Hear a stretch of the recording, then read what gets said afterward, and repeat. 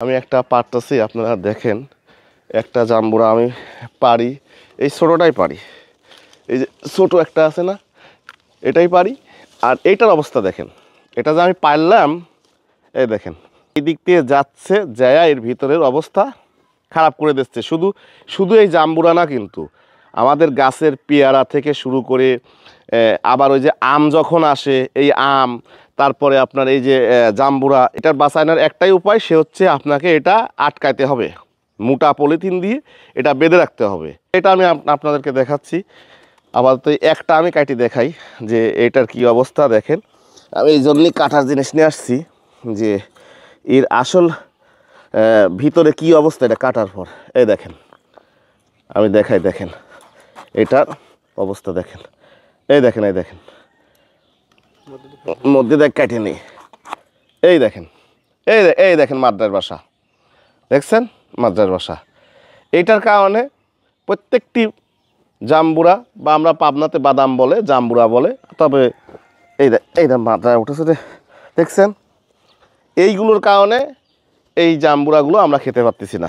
বাসা ওরে বাড়াচ্ছেই, দেখছেন এই দেখেন ভিতরে কিন্তু বাড়াচ্ছেই, এই যে এই দিক দিয়ে অনেকগুলো আছে এর ভিতরে, ওরা বাসা করে রাখছে।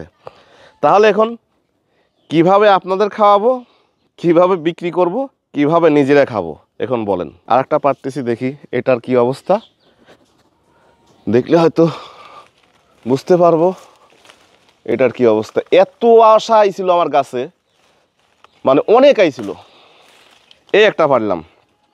এটা আপাতত কোনো ফুটা মুটা নেই, এখনও লাগে নাই, তবে পাকে নাই ঠিকভাবে মনে হয় সম্ভবত। তো এইটা কাটি দেখি, এই মাদ্রায় কামড় মারলে আবার জল এসে এরকম। এটা কাটি দেখি এটার কি অবস্থা। দেখেন যে এই দেখেন, এই দেখেন আসে কীভাবে, দেখেন দেখেন ও মানুষ দেখলে আসে কীভাবে, এই দেখেন, এই দেখেন এটা কাটি দেখি এটার অবস্থা কেমন দেখি। দেখেন মনে হচ্ছে এটা ভালো হবে, এটা ভালো হওয়ার কথা।